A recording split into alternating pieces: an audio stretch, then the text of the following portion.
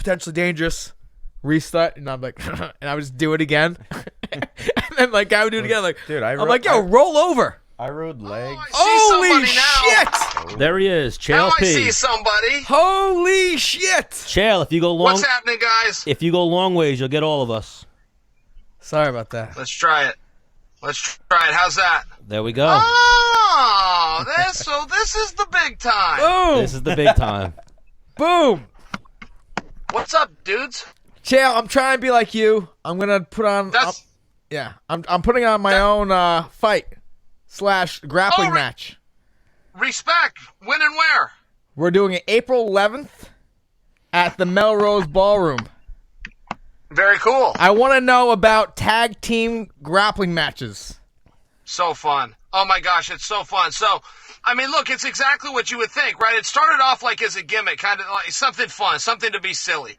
4 guys get in there. You've got a tag team. Each corner has a little rope in it, 6 inches long. One guy has to be holding the rope. He can't move from there, but if his partner can get to him and tag him while he's still touching the rope, it's fair play. Now, here's the way the rule was set. If you tag, you have 3 seconds to be out, which means you have to be holding the rope. That was designed exactly why it sounds. So a guy would get out of there and the partner would come in. Well, what the athletes quickly found out is, no, I have 3 seconds to double team the other guy. Oh, and wow. And the referee let it go. The referee goes, there's nothing I can do. The rules say he has 3 seconds. If they pull on another guy and put him in a precarious position but can still get to the rope in 3 seconds, it's fair game. So you literally have some of the baddest dudes in the world going 2-on-1 with some of the baddest dudes in the world. Yeah, that's what we're looking Now, to do, Chael. real quick, on record, do I have your permission to do this?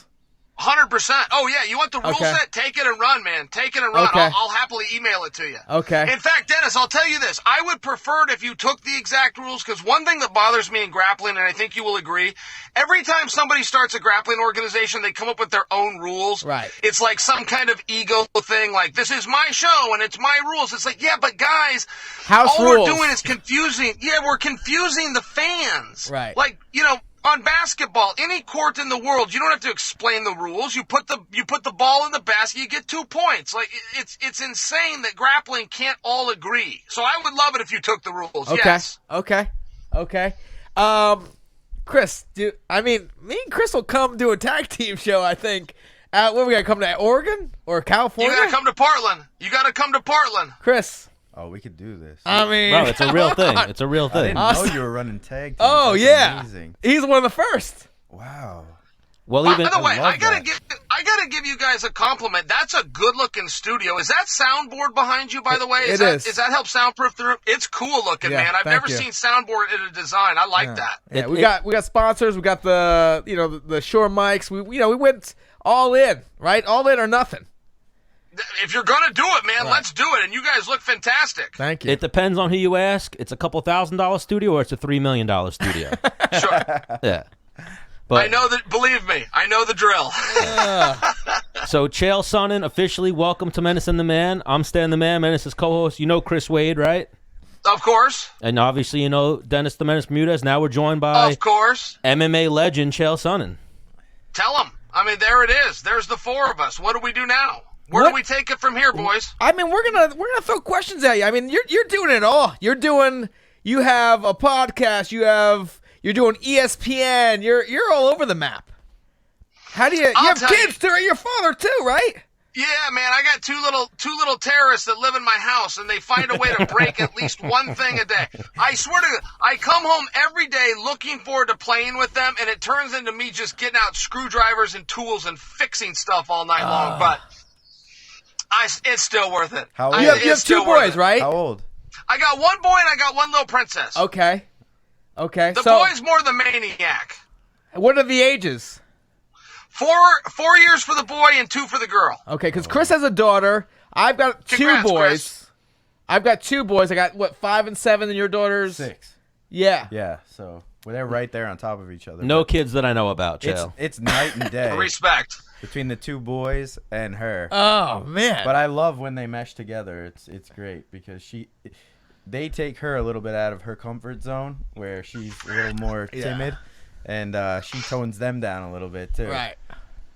And I got to tell you guys, I've only had one disappointment as a parent, which was Christmas morning when my son was 2. I did not know. Nobody ever told. I thought every kid in the world loved Christmas and knew all about it and wanted to get presents and candy and all this stuff. My kid was scared to death. We tried to tell him this guy came down the chimney and put all these. He's like, wait, we got together. robbed? It freaked him out. And then he wanted to come. I was like, well, if you just come over here, like he had a little corner. It was like, this is the Tharo corner. You know, this is the tradition I was trying to say. And I stayed up all night. I had to put this little workstation together. It had his name on it and a place to sit and these like fake tools and fake. It was great. It was awesome. He screamed and threw a fit. I had no idea. I thought kids knew. Man. Now Halloween he got from day one. The very first day he knocked on a door and they handed him a Snickers bar, he was in on Halloween. Yeah, he's sold. Yeah. Well, I mean, Sold you're his on that. father. He's a pretty logical guy. I gotta tell you, I mean, I was doing my best. I was doing my level best to reason with this guy, but there are so many things that people think we will know as parents that we don't know. Nobody ever tells us some of the most obvious things. Like, why did nobody mention this to me? So real quick, one of the most logical men probably in the universe. Definitely in the sport of MMA. Like, so you get asked all the time, is your son going to wrestle? Is he going to fight? What's the answer to that and why? Well, those are the sports that I like, but I mean, my job will just be to be a chauffeur, whatever he chooses, and I want to expose him to a whole lot of things. You know, Dennis, I think you would agree with me. Like, it's really important that you find your sport. For sure. And yeah, we got some great athletes in MMA, but they don't go that far. But if they would have been in a different sport, who knows how far? I mean, we have some really great athletes, but it's just not totally their sport. And so it's kind of important that a kid sees a whole bunch of things and then gets an interest. And I just view my job as, you know, I got to pay the dues, of course. I'm dad. I got whatever the fee is, but then I got to get him there. And I'm a coach myself. I'm in my truck right now. I just walked out of practice. I have such a great time coaching these kids, except for the damn parents. The parents drive me crazy. Yeah. And I try to tell these guys, you are not their coach. I am their coach. You bring them to me. I will teach them a skill, and I'll send them home tired. But that's the deal. Yeah. There's no other deal. I don't want to hear about how all these things make you feel and all these great plans that you have. Because I don't Bring care them about your to me, feelings. or go trust somebody else. If you don't trust me with your kid, go trust somebody else. But this is the deal. Yeah, we got a guy over here that plays it I like teach that. them I a love skill. I send them home tired. it. Yep. Sounds pretty fair to me. Because, Chris, how many wrestling dads have you seen, like, the kids crying? You're like, dude, you're fucking murdering for this I'm kid. going to be honest with you. I backed out of the sport a little bit while fighting because of the fact that I have a hard time dealing with a little bit of that. I really parents. do. Yeah. It's Ton of it can be energy. tough. If they, like what Chael said, if they want to trust you and they want to give you their child to teach and to get their skills to go to another level and to believe in the work ethic and whatnot, that's fine. But if they're going to kind of oversee you, tell you how it is after every match, what needs to be done, then it's like, man, this is too much. This is why I'm out of the game right now and I can't do it. And I would think that all of us kind of think we're really good at something. You know what I mean? So, like, for me, if I drop my kid off at wrestling, I think I got to leave. Yeah. Because I'm like, Sure. he's not going to listen to me because I'm his father, right? But I think I'm better than that guy. So, like, don't show my kid the wrong shit. I just got to get the If fuck out I'm of bringing there. him to his session, I'm out of there. Yeah. You know Right. what I mean? But Dennis, you're being very honest, Dennis, because that is the problem. Where the dad always thinks he knows best, but the kid never wants to listen to his dad. And even if his dad did know, your dad can be John Smith or he can be Chael Sanderson. You Right. don't want to hear from him. I mean, Yeah. you just don't. Yep. You just don't want that relationship with dad. You don't want to go home. You're at the dinner table or you're trying to relax at home, and dad's trying to get up your ass because you know you gave up a couple of points in practice. That's not what dad. Take him to practice, pick him up from practice, and shut your mouth. And it's a hard thing to do. I'm saying it like it's easy. I realize it's going to be hard to do, but that's the deal. Yeah. And I'm sure you've seen it growing up. And Chris, like, growing up, right? The kids, the coach's son is like usually like the best. And you're like, there's got to be something there too. But there's probably like a threshold. Like, those guys never become UFC champions. You know, they never make the Olympics. My high school head coach, his son is one of my best friends, and he was amazing. Oh, Ryan The Petrovich. You know the yeah. Petroviches. Well, and They just did more. They went to more no, off-season but things. he was they very trained good, more. like what Chael said. When practice ended and it was time for dinner or the friends came over, he just became dad. He stopped with the other stuff. He didn't continue on. You gave up that takedown. You really looked flat at practice. It was over. He transitioned his role into father mode, away from coach mode, and that's what made him such a successful coach, I think, and his son so successful. Yeah, and Chris, that's rare. I mean, I've seen that too, but there's a tipping point. There's a tipping point where you're just supportive. If your child comes to you, if he comes to you and says, "Hey, Dad, I know you used to wrestle. Now I'm sorry, fellas. I'm sitting in my truck. I'm trying to turn a light on here. You're good. If he comes to you and says, I know you used to do this and can you show me some stuff? That's totally different than when you're making the kid do it. I mean, I know some of these dads, they'll be driving home. They're 2 miles away from home. They pull the truck over and kick the kid out and the kid's got to run home. And it's like, Gregor, it's one of these things. It's like, yes, that's a great workout. If your goal was to get a workout, you succeeded. But if you have a goal of having your child spend holidays with you when he's an adult and doesn't have to, these stories don't usually end well. And it's weird because there's a different type of kid. For example, like Gregor, he's in the UFC, he's doing very well. He knows National Gregor champion, Gillespie. Gregor Gillespie. Like his father, like he would tech a kid his dad, like you should have pinned him, like run home, or like win by 8 points in the finals. And like he'd go up to the old fathers, like do not give him a ride home. And then there's like my dad didn't give one fuck. My dad, I just wrestled 2 miles down the road. You missed it. I fucking won. You would have been proud. He's like, did you pin him? I'm like, no, I won like 12-4. He's like, not good enough. I'm sorry, buddy. I'm sorry your dad wasn't there to be more supportive. Yeah, I don't mean to laugh. That's hard. No, but the thing is like I was always trying to impress my father.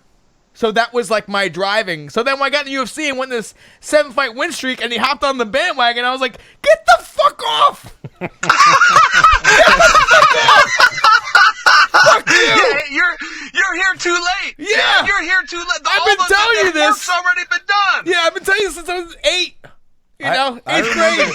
him telling me one time, and I couldn't figure it out because you grew up upstate, not down here. I didn't understand the dynamic, and I was like, "Are you coming to the fight?" Because I was cornering you, and he was like, it's not like a main event or something like that. I only come to main event." AB was telling you this? His Yeah, dad? and I was like, "What?" Yeah. And then I was like, "I'm not gonna get involved." Yeah, so like Chris had like a father, but your dad paid for all your tournaments, was there. Yeah, I mean, Drove you to the tournaments? He rode me about what went on, but he was there. Yeah. And so, Dennis, if I may ask, I mean, we're getting a little personal, but I feel like you opened the door. How is your relationship with your dad otherwise? Like, take him with your boys. Is he a good grandfather? Yeah, he's awesome. I was raised by my father. Yeah, Okay. He's the man. It's Okay, so he was tough just love. busy. Tough love, if Okay, anything. so Dad was busy. Yeah, Dad wasn't being a dick. Right. Dad was busy. Being an adult, okay. right? Being an adult, he owned his own business though. And I remember my old brother be like, "Yo, your son's a fucking stud." Like everyone come to the shop, like, "You see your son last night?" Like, no, but I get it. He was keeping the lights on and food on the table. But come on, he closes at like 6. The match might be at 5. He owns the business. Shut it down. He had an employee. Your dad keeps it real, and he keeps you grounded, I think, a little bit. Yeah. You know what I mean? And then we hopped on board. I'm like, get the fuck out of here. I don't believe you. Like, you're soft. And his older age, soft. That's funny. You know? That's funny. Get Man. off the bandwagon. That's a funny line. I like that. And then he has many great stories with his dad involving MMA. Like one you told last week was when you first started fighting. He was like, Dennis, I seen these other fighters. I don't know about you. I was like 3-0 pro. And I was, amateur 4-0. And I had all finishes. And my dad's like, "Hey, Dennis, I think you're really good. Just finished watching UFC. You're good, Dennis. Don't get me wrong. You're good. But Dennis, these guys are killers." I was like, I know. Chael, he called me out of like nowhere just to tell me that. I'm like, "Is that it?" He's like, I just finished watching. Just want to tell you. I'm like, "Fuck you." Hang on. But Chael, I couldn't say fuck you. I was just in my head. I said it. Of course. In my head, I said it, and I was like, "Thanks, Dad." By the way, fellas, you brought up Gregor a minute ago. There's a rumor going around about him and Islam. Yeah, exactly. How's that fight go? Truth on that? Nah, I actually maybe he's lying, but I saw Gregor on Instagram. Someone commented like, "Hey, is there any truth to you versus Islam?" And he just wrote no. He said rumor, right? Yeah. How does that fight go, you think? I would love to see that fight, but I'm also a big believer in Gregor. Like, people have asked me many times in private, hey, is there anybody that can beat Khabib? And I would always tell them, I go, you know what? As a matter of fact, there's a guy, and you probably haven't heard of him. Yep. He's 8-0. He's undefeated. He's a national champion. His name is Gregor Gillespie. But if there's anybody that matches up with Khabib's skills and can match Khabib's pace and will to win, it's this guy named Gregor Gillespie. And I've had that talk more times behind Gregor's back with more people. Yeah. And I still think I'm right about that, by the way. You want to know the one person that doesn't appear to agree with me is Gregor. Yeah. Gregor is handling his career so damn slow. He's not demanding anything. He's not demanding huge fights, huge opportunities. I mean, this guy was, 8-0 or 9-0? And now he's only got one loss. So one loss? Right. I mean, Dennis, come on. How jealous would we be? You guys only got one loss? I can't cry for a guy with one loss. Right.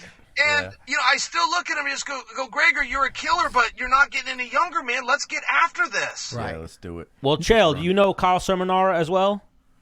Yeah. Yeah, like they did like a Facebook Live thing. They do like a mini podcast or whatever. No, I'm not talking about the call out, but they did a Facebook Live and they were like, who should Gregor fight next? And I wrote, you should stick to Pettis. Keep going for Pettis. And they wrote like, didn't you see the video Chael did? Like we already went Pettis and it didn't go well. No, I think that's an amazing fight though for Gregor. Yeah, I told him next time put cereal. I told him to his face. I said put next milk time in the cereal. Put milk in the cereal. I said next time you do anything, let me know. I think I could come up with something pretty good. Well, he had another problem. He had called Pettis out. He had won. Gregor was still undefeated. Pettis had lost. Plus, Pettis had a hand injury that he made public, and I don't think Gregor heard about. And Pettis had changed weight classes and gone up to 170. So at the time that I gave Gregor a hard time about that, I had a lot of ammo. I mean, it was the 3-strike rule like baseball, and you're out, which is why he didn't get the fight. Yeah. Now, but that's Gregor, the fight. Gregor was annoyed with me about that, but I was right. Yeah. Islam and Gregor is Islam. That's the fight to me. Chris Wade, the guy right here, is giving Islam probably his toughest fight in the UFC. I would agree with that. Yeah. How's he feel, by the way? Chris, how's he feel, by the way? Was he got a good pressure? Is he a pressure fighter? He almost submitted me with that triangle. He had one of those like steel cups on, and he pulled my glove like into the triangle, and I couldn't get my. He had it hooked. So he was pulling me into it, and I thought about it for a second, but then I used like hammer fist to get out of it. But I cornered you for that one. No, I don't know how. Because I remember you like hulking out, like, dude. Yeah, I don't know how to explain that fight. I think like I've seen him do some great things on his feet, but it looked like from the start of the fight he didn't want to strike. Every time I threw, he shot a shot, and then it turned into some crazy grappling scrambles. But his strength, like let's say, when you're against the cage, you got your ass against the cage and someone's got like a loose double on you, but they're trying to finish and you're splitting your legs one way or the other. The way he was able to pull my knees in together, lock his hands, and pull me away from the cage, his power from there was... I never felt that before. I've never felt that from another 55-pounder. And he's going with me, Chael. Sure. Believe it he or knows not. strength, right? He's felt strength. I get it. But Chris, I got to ask you, specifically pace, specifically the pressure. Yes. Is there can you feel it? Can you go, man, this guy's just coming forward. He's coming at me. Does he? Because you can see that Khabib does that, but does Islam do that too? He wasn't. He was going the other way, but then when the grappling would start, you know how scrambles go. If you stay in a prolonged scramble, like a 5-minute round, I mean, it gets just flat out exhausting. So it would turn into like, I'm trying to choke him. He's out of it. He's on top of me. I swept him. Now he's up. He's out. We're in on a takedown. It just was probably great energy control. While you're going for a choke, he's like, I'm good here. Go ahead, squeeze. His ability to. I choked him 3-4 times hard, and he never panicked. He found his way out of it. His ability to. Yeah, I want Islam as my tag team partner. There you go. It was the body. That'd be fun. It was the body triangle in the third. Once he locked that up, I couldn't get out of his body triangle. That's what locked it up. So my fight with him was a little bit different than some of the stuff you see, but I think that's what you were saying that fascinates me, and I always talk to people about is the match with me and him being both grapplers. That's what makes like the most exciting stuff. And for Gregor and Khabib to go at it That would be yeah. two of the best grapplers I've ever seen go at it. It would be fireworks because the scrambles you would see would be just insane. Yeah. You would have to slow motion and go back and go half speed to understand even what happened. Yeah. And Khabib is such a competitor, you know. I mean, he puts a pace on you and he wants to win really bad. But that's what I see in Gregor. I mean, I see a dog in Gregor. Yeah. Gregor will put that pace. Gregor's know. not backing down. And so Chris. What seems to be weird, though, fellas, is Gregor isn't out there demanding anything. I mean, the four of us are sitting here making a bigger case for Gregor than I've ever heard Gregor make for Gregor. Yeah. That part confuses me. Yeah. I was gonna say us three have all trained a lot with Gregor. Gregor's a savage. He's a different animal. He actually needs a mental coach. He has one a little bit in Is that what CERN. it is? No. Is he not believing in himself? He needs a legit mental coach, because the thing is, wrestling, you just win and you advance. In MMA, you know more than anybody, you need to fucking, hey, give me the best guy. Not the best guy, just I have to go against him. That's actually what I wanted to ask you, is because we spoke about this before you getting on the air, and being wrestlers, right? Coming from the wrestling community, what we're used to is that hard work, not getting in trouble, right? Busting your ass, doing your schoolwork, right? Working on the side, doing the right thing, getting your hand raised, right? You want to dominate, yes. You want to pin a guy, you want to tech a guy, you want to show them that you're superior to them. You want to run your way through a tournament, but you were one of the first people I ever saw in wrestling that you seem to always get it beyond, and I didn't. Beyond, you knew there was more to it than getting your hand raised when you transitioned to MMA. What you're talking about right now, you're saying no one's politicking. He's not politicking for himself, but everyone else is. How did you figure out so quick that there was so much more to it than just getting your hand raised and using the best, safest style to win? You know, I got to tell you, I think I just saw somebody else do it. Like, I don't think I reinvented the wheel on that. My father and I were both big fight fans and wrestling fans. I mean, amateur wrestling. But, you know, I grew up watching Tommy Hearns and Sugar Ray Leonard and even the Mike Tyson era. I was around for all of that. And it was just something in boxing that was totally different than amateur wrestling where we came from. You shake hands, you keep your mouth shut, and you walk away. But the boxers were setting things up. They were promoting. And this is before mixed martial arts was around. But the boxers would call somebody out, and then they'd say why they wanted to fight him. And it didn't always have to be some kind of negative what people call trash talk. Sometimes it was just a challenge. Sometimes it was an open competitive. Sometimes it was because you're the champion, I've done everything that I need to do and I deserve my opportunity. I don't really care what the why is, but I do think that the why is important. I think that there's 5 parts to a story. I remember being in 3rd grade and Mrs. Stafford went in front of the class and she wrote it down. Who, what, when, where, and why. And fighters often call somebody out or they say when they want to fight, but they forget the why. If you're going to tell me a story, you got to have who, what, when, where, and why. Tell me why this fight matters. If I like the story, man, I get behind it. That's why I didn't get the Frank Yeager fight, huh? I said Frank Yeager, Madison Square Garden. I walked away. I didn't give him why. You didn't give him the why. We're looking at to say why. Literally one of the experts. Yes, the best no, 1,000,000%. In promoting and in taking it beyond wrestling. So that's exactly it, Chris, I think. The why. Can Chris text you on the side for advice for how to do the PFL? Hey, well, Chris, that's different. I appreciate that. I mean, you just gave me a very big compliment. I appreciate that. But I'll tell you this, because you guys can certainly relate.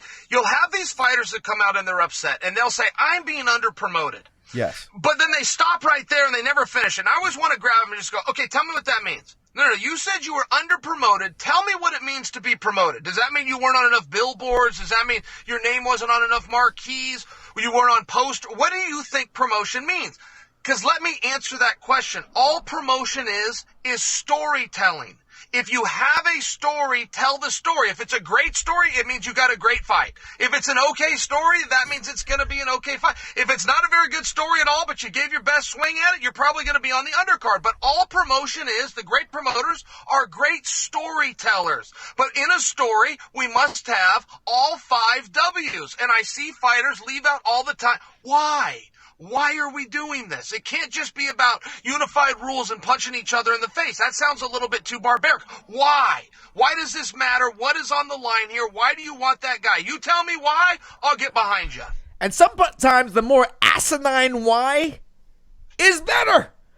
I agree. Because he Fully was agree. the fucking red corner every time. That's why I want to fucking fuck him up. 100%, Sure. yeah. Yeah, like the why can be whatever you want. Just throw a why out there. Because he's got a It doesn't have to be, like, Maserati. articulate. You gotta be But there must passionate. be some reason you're calling that guy out. Like, man. guys do that with Conor all the time, but nobody wants to tell the truth, right? Everybody wants to fight Conor because you're going to make a whole bunch of money. Right. If somebody came out and said that, hey, man, you want to know what? I'm 3 months behind on my house bill. I could pay that whole damn thing off, and Conor would just say yes. Conor, what do you think? You want to change my life? McGregor'd probably look at that and go, why the hell not? I mean, but it would be something different. Trying to call him out the same way that everybody else calls him out. I'm going to kick your ass. Well, then why would I fight you? If I know for sure you can kick my ass and you're promising me you can't, I'll go find somebody else because I'm looking for a guy that can't kick my ass. I mean, it's just like it's like the worst approach ever. The whole I'm going to beat you. Well, if I know how the story's going to end, I really don't need to watch the movie. Man. Yes, perfect example. Yeah. You versus Anderson Silva. Nobody else gave him any type of disrespect or anything like that. Chael got on the mic and was like, Anderson Silva, you absolutely suck. Sure. And everyone was like, Monumental. oh my God. Yeah. But we created a story, right? yes, We're you just, that's did. all promotion is. We're just telling a story. We didn't need billboards and marquees and countdown shows. We needed a microphone and a camera. We had it and we used it. And I appreciate you giving that to me, but I mean, I will take the credit for it because, I mean, if we're talking about the story of promotion, all we're talking about is telling a story. But don't forget who, what, when, where, and why. Yeah, but what So was- Diego Sanchez has a chance to fight Conor McGregor. Yes. Yeah, he really does. I mean, the I'm world has very gone light mad, on that. Chael. I can't imagine that would happen. Right. No. But No way. if Conor McGregor says that's the guy and we're looking to buy a little time before me and Khabib and I don't want to sit out until September, maybe. You watched the fight, Maybe. right? You watched the fight this past weekend. Oh, yeah. I Watch 'em all. texted Doc. I was going to say, he texted. I texted Doc at 1 minute into the first round. I said, I'll fight Diego Sanchez at 170. Me too. Hey, Diego's been around a long time, you know, and people are giving him a hard time for stopping that fight. But, I mean, I think we got to take him at his word. If you take an illegal shot, it's very much within the rule. That's why the rule Right. is there. If you take Right. an illegal shot and you can't continue, Right. there's a Right. built-in mechanism. I really don't think he should be teased. No, I mean, hang on, Diego no, Sanchez is a no. tough son of a bitch. Yes. If he says he was hurt, his word's good enough for me, man. Well- If he says he was hurt, I believe him. So, on the contrary, when it happened, I looked at Stan. I said, he's too dumb to take the out. And then he goes, My eye. I can't see. see. Like, what? Hang on. There's a really good chance maybe he can't. But he was like, can I talk to Nah, my he corner? could see. He was He could trying see. to He finessed get it. somebody else to. What? Hang on. To find out the rule. Yeah. He wanted to find out the rule. He wanted None to make of us sure- really know that rule. Right. If he stopped it, that he wouldn't lose himself. He wanted to make sure. Well, or it'd be a draw. right. Sometimes it goes Well, back Chris- to the foul, and then they judge before that. But when Because it's Chris, do you remember the night where Weidman fought Gagard? Yes. And Gagard cheated. Gagard needed him when he was down. So Weidman goes, I'm done. Yes. Weidman would win by disqualification. And then something happened. I don't even know what happened, but something happened within that jurisdiction. And they go, no, not only is it not a disqualification, it's not even a no contest. You lose by TKO. And all of us are at home going, that can't be right. I But no remember one that. really knows that rule until it's tested because it can be different in each state. That's not part of the unified rules. The unified rules only carry over to what you can and can't do in the sport. As far as the administrative rule, that can actually change state to state. I don't know that it does, but I don't know that it doesn't. None of us know those rules. yeah, it's so Chael, easy. that's why I love this sport. And it also makes me boil. Because the thing is like, I remember I Chris. fought for 10 years. I don't know what makes you win a round or lose a round. No clue what they're judging. No one knows. It's got to change. I don't know what makes you get DQ'd or makes you get disqualification. Well, listen, I'll tell Or you no what. contest. Sure. Kneeing a No guy in one the knows. face on the ground is probably not your best interest. Right. I agree. And that guy's hang on. That other guy is a goddamn Greek god. Yeah, but he has the IQ of a houseplant Right. because he was fouling. No, seriously, he was fouling. You cannot flip and stomp somebody. If that lands, you're gonna get DQ'd. That's why also. he's like even. Right. That's why he was the co-main event because he does flips and tries to stop people. and that's what's wrong with the sport. Sure. 100%. Yeah. I could see Yeah, that. but Because you- he's but trying Chris, so you- hard you to be get- Conor and spin around and do this, that, and the other thing. but his IQ is a fraction of what his Right. is, and he's losing fights to Diego Sanchez because he knees him in the face after. Hang on. Like when you saw that fight coming up, where was your? I'm not saying you put money down, but where would you put it? Was it on Diego because he has the gas That was tank? stealing money. Was it? I was not picking Diego in that fight. Neither was I. Yeah, I was not picking Diego. I mean, because that I always guy. pick Diego. When it comes to confidence and bringing your balls with you and going and getting a fight, I mean, he's like watching Dennis Bermuda's fight. Like, some guys are fighters. Some guys are going to fight all night. Diego gets that same kind of credit that Dennis does. But it does look like maybe his focus, maybe his eyes off the ball a little bit. You know, he changed camps, and now he's working on a new system, and it appears that he's still adjusting to that system and isn't totally comfortable with it. Oh, and even there, Chael, what system is he working on? Have you seen those videos? He's not going there. Yeah. Oh. Yeah, just like 24 hour. Yeah, I saw it last night when I was laying in bed. Yeah. Yeah. Come on, Diego. Go back to Jackson Link or just go back to a gym. Not that guy. That guy doesn't seem like he's doing anything for him. We did get Diego on. He doesn't do interviews, I don't think. No, I went overseas with him, Chael, and he's, it's me, Ashley Evans Smith, I think Tom Lawler, and Diego, and he's doing he's stretching in the airport with a band, and people are walking by like, what the fuck is this guy doing? But the thing is at first, because he had touched on 145 before we went on this trip, so I'm seeing him in the airport like, yo, I'll fuck your ass up. Like, it's kind of one of those. And then I think he was talking about, I could be the best at 170. I'm like, okay. And he bought me a little wristband. I'm like, you're all right, my buck, dude. I'm like, but the guys, he means well to everybody. He's a great guy. He's just a little, ready for this? Here's the story. So it's 3 o'clock in the morning. We're in Iraq. And I hear movement on Diego's bunk bed, and Tom's underneath. I'm like, I kind of look over. I see a black. It's very dark. We're in this little. You've done these overseas things, right? I'm like, man, hang on. I can't be seeing this. Diego is not on the ground with his foot on the top bunk stretching. It's 3 o'clock in the morning. So I just roll over. I go, hey, Tom, was Diego stretching? I don't know. Diego, were you stretching at 3 o'clock in the morning? Yep. I'm like, what the fuck? Holy shit. Just that's really funny. I've also only kind of known him from a distance, the Ultimate Fighter, and he's a very interesting guy. But I've only had one face-to-face sit where we really got to sit down and just be buddies, no cameras or anything. He was the most awesome. He was great. Awesome. He was awesome. But then he kind of goes into a persona. I'm not sure that he's not secretly a marketing genius, because when you just hang out with him versus the guy that's on camera, it's two different. He's very level-headed. He's great. And then the camera comes on him, man. He's a showman. I'm into Diego. Me too. Yeah, he's got that. I love the guy. I really do. I'm fascinated by it. He's got that infamous yes. That Yes. I know you're a big pro wrestling guy. That the guy Daniel Bryant built his cartwheels. A pro wrestling guy built his whole gimmick on Diego Sanchez's walkout. Oh, that's Sure. right. And it's He Yeah, has his own GIF. Yeah, Yeah. Yep. Yep. Chael, you watch a little pro wrestling, you've seen Daniel remember Bryant. when he He's had came the out the whole cross? arena. Do you remember when he came out with the cross? Daniel Bryant used to train at Extreme Couture. He was trained by Neil Melanson, so he's a big MMA fan. So, yeah, he was influenced by that. That's true. Yeah, he saw Diego walk out and was like, yo, I'm going to steal this and see if it picks up. Oh, he knows what he's doing a And little it picked bit. Yeah. up hard. I that fight made me go back and watch. I went on YouTube because I remember saying to myself when I was younger, this is one of the dudes that inspired me, because he was a wrestler and whatnot, and just seeing how nasty, how tough he was. Him and Josh in the house, and and I watched his highlights and I was like, I saw Tyson, man. He was a southpaw and he was ripping lead uppercuts followed by lead hooks. He was his speed, his power, his willingness to get hit. It was uncanny. And just watching the two guys now, the guy that is now and the guy that was, it's just so different. And I think that's why we talk the way we do now, and it sucks because he just got older and he had so many great fights. But I also don't think you should be inducted into the Hall of Fame until after you're done fighting. I agree with that.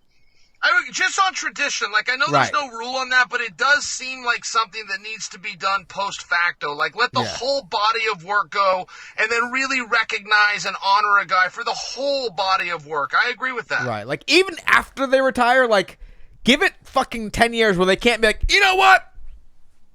I'm back. I can do this. Yeah. You know? Yeah. I'm going back in. Yeah. No, Well, that's true. Chael, while we have you for another minute, we didn't talk about UFC 247 at all. So we'll ask one of the gurus in MMA right now, one of the guys with the biggest shows. How did you score John Jones versus Dominic Reyes?